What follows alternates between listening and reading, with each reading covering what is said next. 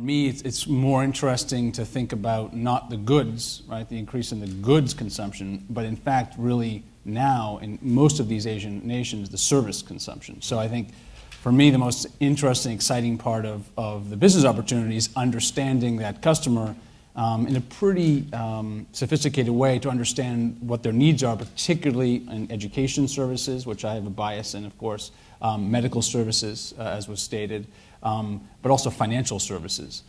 So those are the three that I tend to sort of look at and spend a lot of time tracking. But in order for those that service consumption to really boom, of course, there's a flip side.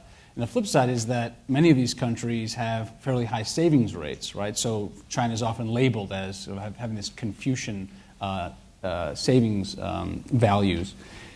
That issue is driven largely not by business, but by the flip side, which is by government. And even though governments like China have done quite a bit, China a lot more than India, in providing social welfare services and other types of public goods and services, I think it's been very difficult to match the economic growth. And so as a result, the relative lack of those services means that those savings rates are going to continue. It's very sticky. It's hard to unleash those savings. If you say 3 years out, average growth rate, or with all the talk of bubbles bursting, let's go left to right.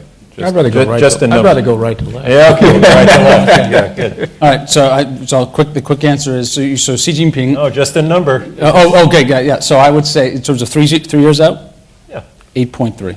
Wow. Okay. Well, you're going to have you back here in 3 years. Fair enough. 5%. Okay.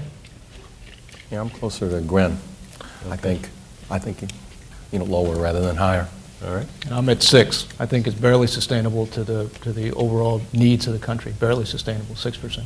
But we have somebody named Zoe who's asking on Twitter, what are the top 5 things one should look out for before making a decision to invest in Asia? And why don't you each try one? We don't have time for 5, but maybe you've named some of them already. Regulatory consistency. All right, Bruce? Well,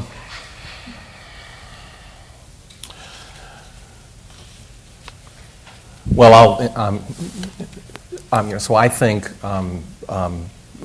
greater clarity around intellectual property is another one of those things that still needs work.